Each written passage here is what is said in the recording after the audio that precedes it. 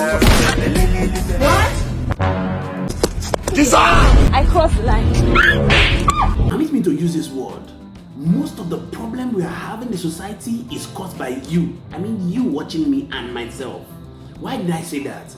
Because we have accepted to come to the terms with the fact that the people who we elect to become our leaders are actually our masters, rather than the right way, which is supposed to be that those who we elect into power are supposed to be our servants. But what do? They weaponize poverty, information, and awareness to make us think that they are actually our masters. And that is the reason why most of us, when we see them, we go on a worship mode. I'm loyal, sir. I'm loyal, sir. However, there are people who understand the fact that those who are our leaders are actually our servants. The likes of Natatia Apkoti.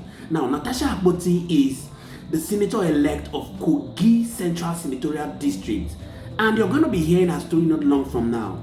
She was actually in the All Progressives Congress some time ago, and she wanted to contest for the position of a senator. But the sitting governor, in person of Yahaya Bello, called her, sat her down and said something to her. He said, I don't want you to run this election. You should step down, and I'm going to offer you 50 million naira.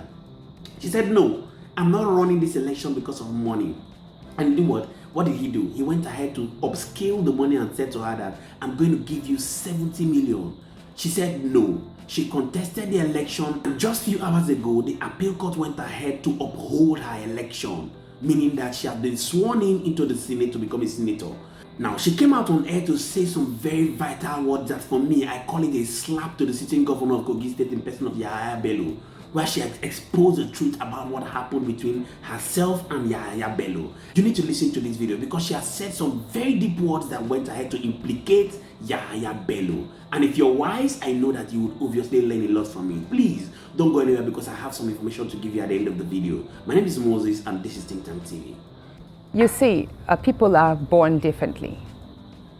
Isn't it odd that a state governor would issue a statement that he accepts the judgment? He wasn't on the ballot, but he went all out, owning the last election, as if it were Yahaya Bello against Natasha at the last election. You see, like I said, people are made differently because while some sit down and allow things to take a natural course, some want to become godfathers at all costs. Yahaya Bello falls into the latter category. He has a personality which I would say is, with all due respect, deluded, and it makes him want to lord over things and dictate the terms, almost act like a mini god on earth. And that is not how life happens.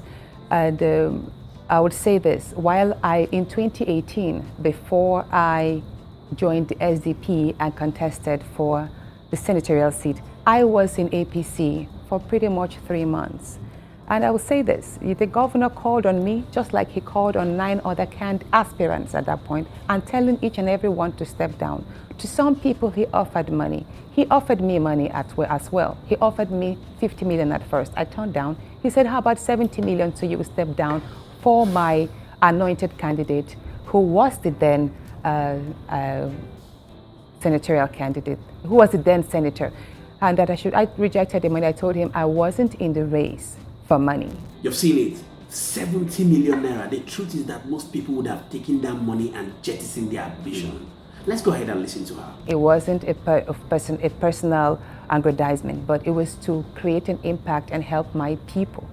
And that annoyed him, so I moved into SDP and I contested that election.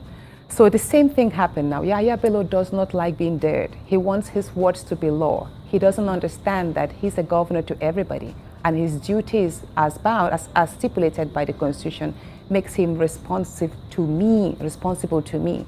But he went all out, cutting the roads a few days to elections, sending people to attack and shoot at my convoy, all of that. And then he was, at the very last day in Ajakuta there, when they were collating, he was with his men, calling on them and commanding on them to rig me off. So when you ask me why he went overboard this way, I would just say it is who he is.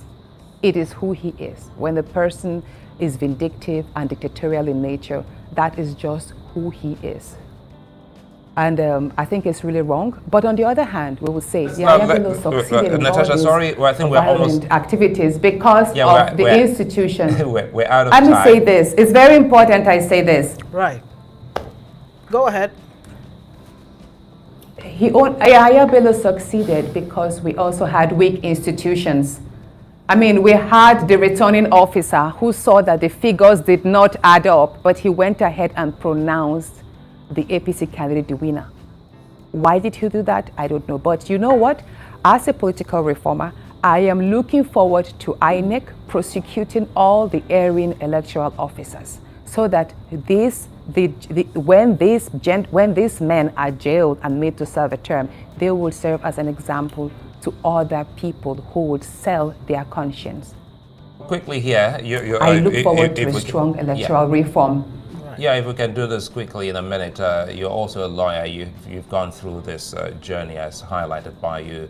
And it's not all the time you get to see a ruling party lose.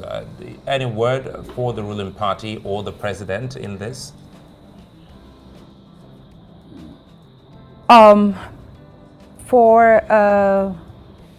If I can say this, I would like to express my deep appreciation to the First Lady, Her Excellency Remi Tinubu. I heard a story which I'm not too sure of, but I was told that Governor Yahaya Bello met with her last week, as in a bid to solicit her support in pressurizing the judges. Like I said, it's an allegation, but I heard from a reliable source.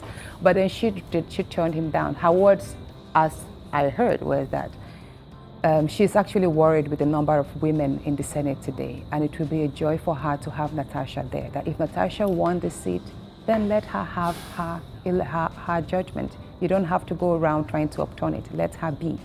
Now, if she actually said this, then I would like to openly appreciate her. I have not met with her, but I appreciate her the motherly words she has spoken forth for me. You've seen it for yourself. Now, the truth of the matter is that there are points I took from her message. The first of them is that she appreciated the judges. Even though I know that every politician will be happy when the judge goes ahead to give a verdict that favors them. But all the same, the message is very clear that our judges must do well to stick to the truth.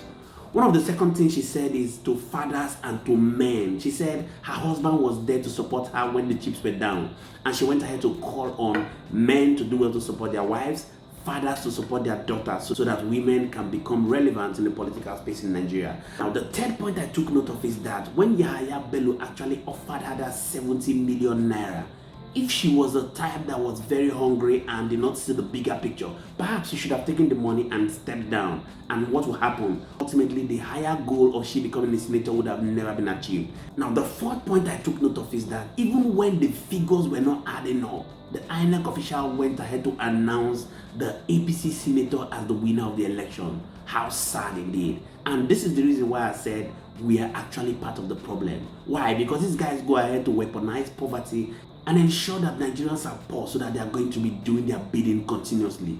Here's a call to all Nigerians to ensure that regardless of what the situation is, we must do well to stand for the truth. Because in the end, we're all going to suffer for it. Please do well to hit the comment section. Let's get to know what your thinking is, as we shall continually be here to serve you. Thank you so much to all our viewers and returning subscribers. We do not take it lightly. My name again is Moses, and this is Think Tank TV. See you on the next video. Bye for now.